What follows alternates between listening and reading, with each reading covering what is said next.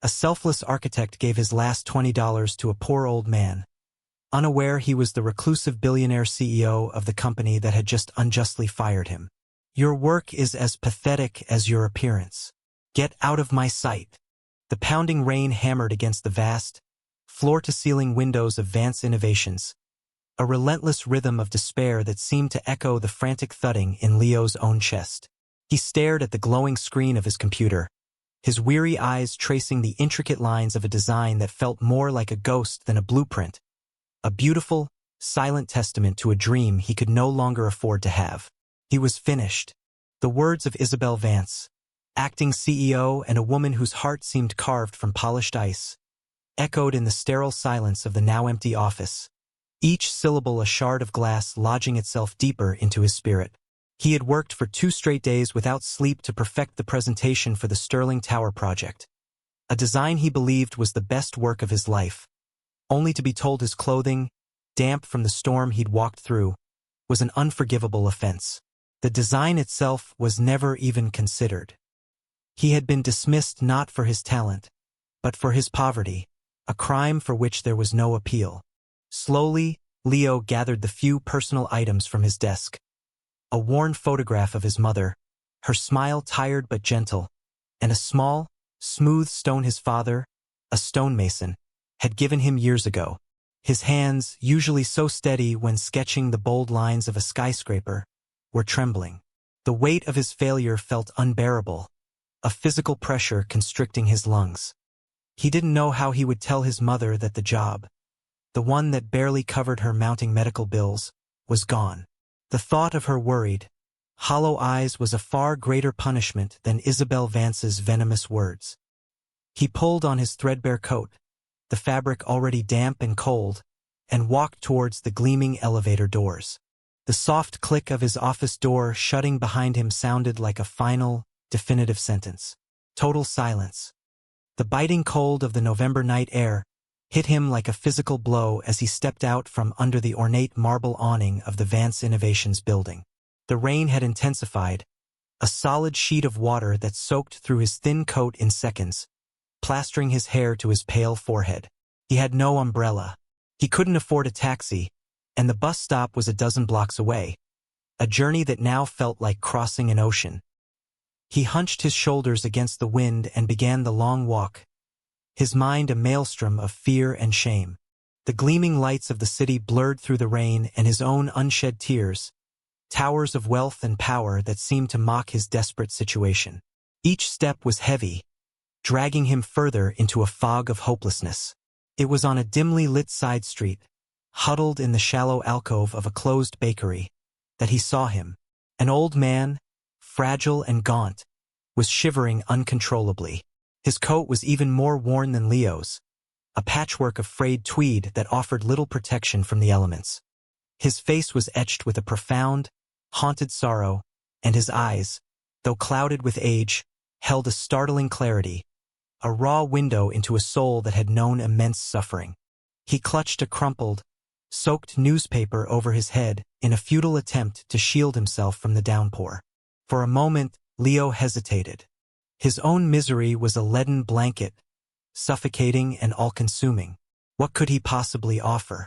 Then, his mother's voice echoed in his memory, a quiet but unwavering mantra from his childhood. Kindness, Leo, is the only currency that never loses its value. He looked at the old man, truly looked at him, and saw not a stranger, but a reflection of his own vulnerability, his own despair. His own problems suddenly felt smaller, less immediate. He reached into his pocket, his cold fingers fumbling for his wallet. Inside was a single $20 bill. It was the last of his money, meant to buy groceries for the next 3 days. Without a second thought, he pulled it out. He then remembered the small, collapsible umbrella he'd been given as a corporate gift months ago, tucked away in his satchel. It was his only one. He walked over to the shivering figure. The old man looked up as Leo's shadow fell over him, his eyes widening with a flicker of fear, as if expecting a harsh word or a shove. Instead, Leo offered a small, sincere smile. "Here," Leo said, his voice soft against the hammering of the rain.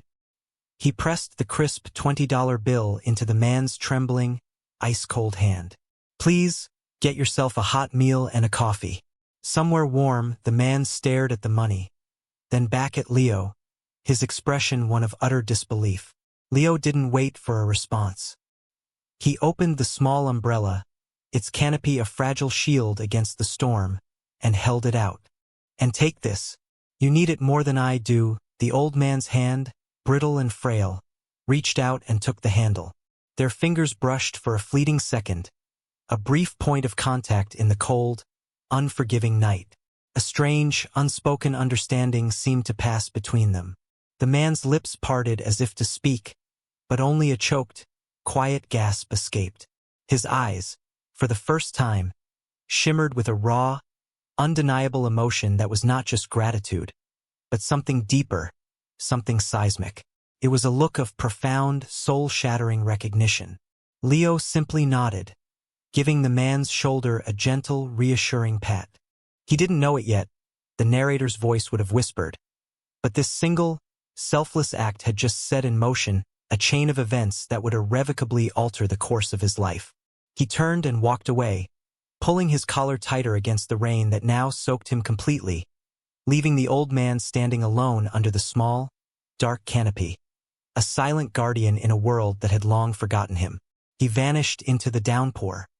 Arthur Vance stood frozen in the bakery doorway, the small black umbrella clutched in his hand like a sacred relic.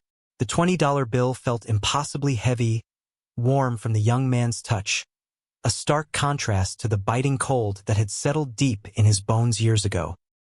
He watched until the figure of his savior was completely swallowed by the heavy fog and relentless rain. For the first time in 5 years, since the day a sleek, speeding car had stolen his wife and daughter from the world, Arthur felt something other than the hollow, aching void of grief. It was a flicker of warmth, faint but undeniable, like a pilot light being coaxed back to life in the cavernous, empty mansion of his heart. This young man, who clearly had so little, had given him everything he had left without a moment's hesitation, without any expectation of reward. In a world that had become transactional and cruel, a world Arthur had intentionally hidden himself away from, this act of pure, selfless kindness was a miracle. It was a light in an endless darkness. He, Arthur Vance, the reclusive billionaire owner of Vance Innovations, a man who could buy entire city blocks, had just been saved by a threadbare coat, a quiet smile, and $20. The irony was not lost on him. He had been testing the world, wandering the city in the guise of a destitute vagrant, hoping to find a single reason to believe in humanity again. He had found nothing but averted eyes and impatient shoves. Until tonight, this boy, this architect of quiet dignity, had just rebuilt the foundations of his shattered faith. A new, fierce purpose began to solidify within him, displacing the fog of his long-suffering grief. He would find this young man. He would learn his name, and he would repay this kindness, not with money, but with the one thing money couldn't buy, a restoration of hope. He carefully folded the $20 bill and placed it in his inner pocket, next to the worn locket containing the only picture of his family. It was a treasure. He looked down at the umbrella, a cheap, corporate thing with a faded logo. To him, it was more valuable than any stock certificate or deed. He made a silent, unwavering vow. He would not let this goodness be extinguished by the world's cruelty. He would be its guardian. The next few days for Leo were a descent into a quiet, dignified hell. The finality of his firing settled in, a heavy cloak of dread. The meager savings he had were gone in an instant, swallowed by a late payment for his mother's medication. He spent his days searching for jobs online, his heart sinking with each automated rejection email. He spent his nights sitting by his mother's bedside, reading to her in a steady voice he didn't feel, pretending a confident optimism that was a brittle lie. He ate little, just tea and dry toast, ensuring his mother had the nourishing food she needed. He never told her about the job. He couldn't bear to see the flicker of hope in her eyes dim. One afternoon, a crisp, official-looking envelope arrived in the mail.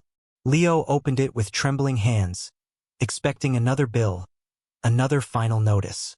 Instead, he found a check for $10,000 and a short, typewritten note. It was from a foundation he'd never heard of, a grant for promising young designers facing hardship. There was no contact information, no return address. It was anonymous. It was a miracle. He stared at the piece of paper, his vision blurring. He sank into a chair, the check clutched in his hand, and for the first time since he was fired, he allowed himself to cry. They were not tears of despair, but of a profound, cathartic relief that left him shaking. The money was a lifeline. It would cover his mother's medical care for months. It would keep them in their small apartment. It gave him breathing room, a chance to find his footing again. He had no idea where it had come from, but he accepted it as a sign, a whisper from the universe that perhaps he wasn't entirely alone. Meanwhile, in a stately, sunlit office high above the city, Arthur Vance read the detailed report from his private investigator. It contained everything about Leo. His brilliant but unrewarded career, his father's passing, his mother's illness, his immense talent that had been stifled by Isabel's vanity. Arthur's jaw clenched when he read the details of the firing. His sister-in-law, whom he had foolishly trusted to manage the company in his absence, had become a tyrant. She was running his wife's legacy into the ground with her petty cruelty and lack of vision. The secret grant was only the first step. Arthur now knew what he had to do. He had to re-enter the world he had abandoned, not just for the company, but for the young man who had reminded him what it meant to be human. He picked up the phone and made a call, his voice calm but commanding, a tone that hadn't been heard in the halls of Vance Innovations in 5 long years. A week later, Leo was sitting in a small, quiet cafe, sketching in a worn notebook. The grant money had eased his immediate panic, but he still felt adrift, his professional confidence shattered. He was trying to lose himself in the familiar comfort of lines and angles, designing a small, impossible house on a cliffside, when a gentle voice startled him. "That's a beautiful design. The cantilever is very ambitious." Leo looked up to see the old man from the rainy night. He was different now. He was clean-shaven, and though his clothes were simple, a soft cashmere sweater and tailored trousers, they were of impeccable quality. The haunted, desperate look in his eyes was gone, replaced by a quiet, steady warmth. Leo's heart gave a jolt of recognition. "It's you," Leo said, a smile spreading across his face. "I'm so glad to see you're doing better." The man smiled back, a genuine, kind expression that lit up his features. "Thanks to a stranger's kindness. May I?" he asked, gesturing to the empty chair opposite Leo. "Of course," Leo said quickly, closing his notebook. The man introduced himself simply as Arthur. He didn't offer a last name, and Leo didn't ask. They began to talk, and the conversation flowed with an ease that felt both surprising and deeply familiar. Arthur had an incredible knowledge of architectural history, and he listened to Leo's ideas with an unwavering, intense focus that made Leo feel truly seen.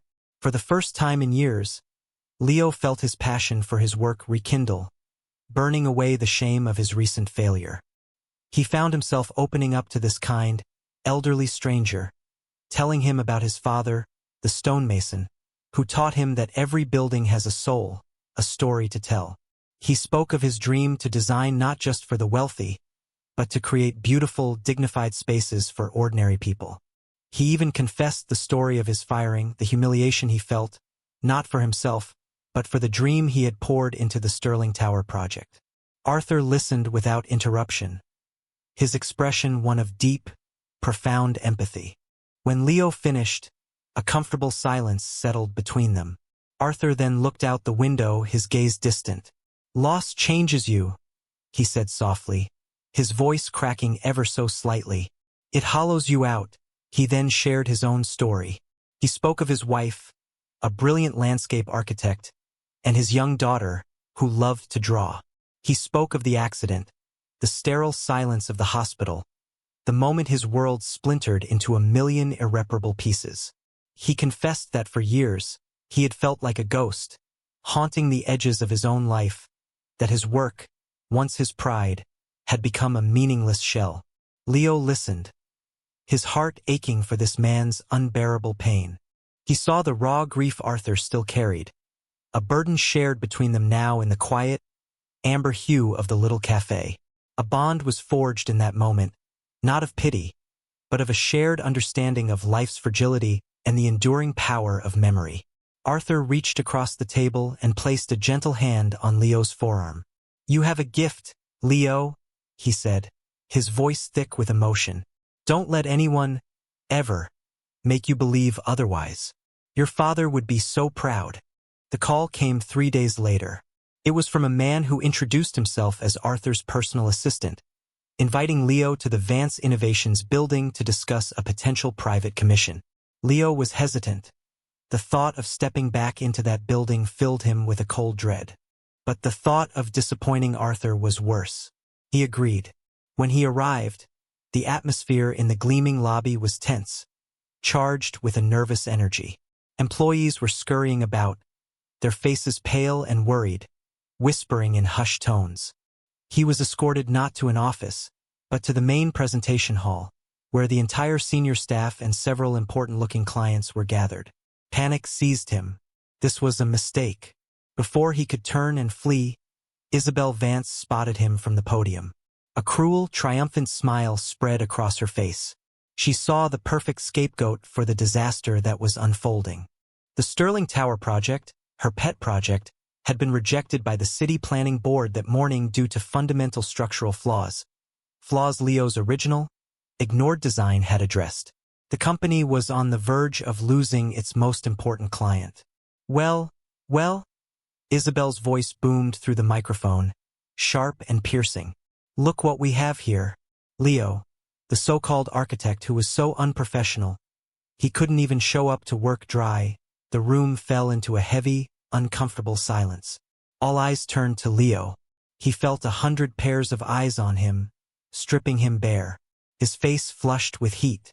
"It seems our recent failures can be traced back to the shoddy foundation laid by incompetent staff like this. This is what happens when we lower our standards." She was going to crucify him, to pin the blame for her own arrogance and failure on him in front of everyone. Leo stood his ground, his back straight, his expression a mask of quiet dignity. But inside, his world was shattering all over again. He could feel the whispers, the judgment. He was trapped. Just as Isabel was about to continue her tirade, the grand doors at the back of the hall swung open with a soft, authoritative click. A figure strode in, his presence immediately commanding the attention of the entire room. He moved with a calm, deliberate power that silenced every whisper, every rustle of paper. It was Arthur, but it was a different Arthur than the one Leo knew from the cafe. He wore an impeccably tailored dark suit. His silver hair was neatly combed, and his eyes, clear and sharp, held an expression of cold, commanding fury. A gasp rippled through the crowd. Whispers of "Mr. Vance? And he's back?" echoed in the cavernous space. Isabel froze, her face draining of all color. She looked as though she had seen a ghost. Arthur walked directly to the front of the room, his gaze never leaving Isabel's. He didn't raise his voice. He didn't need to. The entire room hung on his every word. "That is quite enough, Isabel," he said, his voice low but carrying an undeniable weight of authority that reverberated through the sterile silence. He then turned his gaze from Isabel and let it rest on Leo, and for a split second, the cold fury in his eyes melted away, replaced by that familiar, gentle warmth. He offered Leo a small, reassuring nod. The salvation had arrived. Arthur turned his attention back to the stunned assembly, his voice now ringing with a power that had been dormant for 5 long years. "For those of you who do not remember me, my name is Arthur Vance. This company bears my name, and it was built on a foundation of integrity, innovation, and respect. Principles my sister-in-law seems to have forgotten." He gestured towards Leo. "This young man, Leo, is the finest architectural mind I have encountered in a decade. His original design for the Sterling Tower was not just brilliant, it was revolutionary. It was also ignored." He paused, letting the weight of his words settle. "I have reviewed the rejected proposal. I have also reviewed Leo's initial blueprints. The city rejected your plan, Isabel, because it was a hollow, soulless imitation of his vision. stripped of its integrity and its genius, all to cut costs and feed your own vanity. The color had completely drained from Isabel's face. She opened her mouth to speak, but no words came out. She looked like a fragile doll, her polished exterior cracking to reveal the emptiness within. Arthur continued, his voice resonating with a deep, personal conviction. This company's value is not in its stock price or its gleaming headquarters. It is in its people. People with talent, with dedication, and with heart. People like Leo. He then walked over to Leo and stood beside him, placing a firm, protective hand on his shoulder. A few weeks ago, on a cold and rainy night, I was a man who had lost all hope. I had nothing. And this young man, who had next to nothing himself, gave me his last $20 and his only umbrella. He asked for nothing in return. He showed me a quality that is more valuable than any contract or balance sheet. Selfless, human kindness. He looked directly at the stunned clients in the front row. That is the character of the man my sister-in-law publicly humiliated and dismissed. And it is that character, that integrity, that will be the new cornerstone of Vance Innovations. With that, he turned to face Leo, his expression softening completely. Leo, he said, his voice now gentle, for Leo's ears only. I would like to offer you the position of senior partner and the head of our new division, the Vance Legacy Initiative, dedicated to creating beautiful, sustainable, and affordable public architecture. You will have full creative control and an unlimited budget. We will build things that matter. He held out his hand. The entire room was breathless. The power dynamic had not just shifted. It had been completely inverted. Leo stared at Arthur's outstretched hand, then at his face, the pieces of the puzzle clicking into place with a seismic thud. The old man, Arthur, the Grant, Mr. Vance. It was all him. Disbelief warred with a dawning, brilliant hope in his chest. His hand, no longer trembling, rose to meet Arthur's. He had not just been rescued, he had been seen. 1 year later, the golden glow of the late afternoon sun streamed through the window of the newly opened Northwood Community Center, illuminating the warm wood of the vaulted ceilings and the vibrant mural painted by local children on the main wall. The building was a masterpiece of light and space, both beautiful and functional, a place of safety and hope in a neighborhood that had long been neglected. It was Leo's first completed project as the head of the Vance Legacy Initiative, and it had already won 3 prestigious architectural awards. But the true award, for Leo, was the sound of children's laughter echoing in the library and the sight of elderly residents gathering for tea in the sunlit atrium. His mother, her health fully restored, was here today, volunteering to read stories to the children. Her eyes, once hollow with worry, now sparkled with pride. Leo stood on a small balcony overlooking the center's public garden, looking not at his building, but at the people it served. A quiet contentment had settled deep within him, a feeling of purpose he had only ever dreamed of. The shame of his poverty and the humiliation of his firing felt like a story from another lifetime, a ghost that had finally been laid to rest. The heavy weight of financial desperation had been lifted, replaced by the profound security that comes not just from wealth, but from being valued. He heard a soft footstep behind him and turned to see Arthur, holding 2 steaming mugs of tea. Arthur's face had lost the last of its haunted shadows over the past year. The grief for his wife and daughter was still there, a tender part of him, but it was no longer an all-consuming darkness. It had been integrated into a life renewed with purpose and a deep, paternal affection for Leo. He handed a mug to Leo, and they stood together in a comfortable silence, watching the community they had helped to nurture. "Your father would have loved this place," Arthur said quietly, his voice filled with a sincere warmth. "He would have been so proud of the man you've become." Leo's throat tightened with emotion. He could only nod, a profound, unspoken gratitude passing between them. They were more than colleagues, more than mentor and mentee. In their shared grief and their shared purpose, they had forged a new kind of family, one built not on blood, but on a foundation of mutual respect and a single, life-altering act of kindness on a rainy night. The company, under their joint leadership, was more successful and more respected than ever before. Isabel was long gone, a footnote in a story that had become a legend within the firm's walls. As the sun began to set, casting long shadows across the garden, Leo knew, with an unshakable certainty, that he was finally home. This story is a testament to the profound, almost magical power of a single, selfless act. It reminds us that in a world that often feels cold and transactional, the currency of kindness holds an immeasurable value. Leo, in his moment of deepest despair, chose compassion over self-preservation, offering what little he had to a stranger.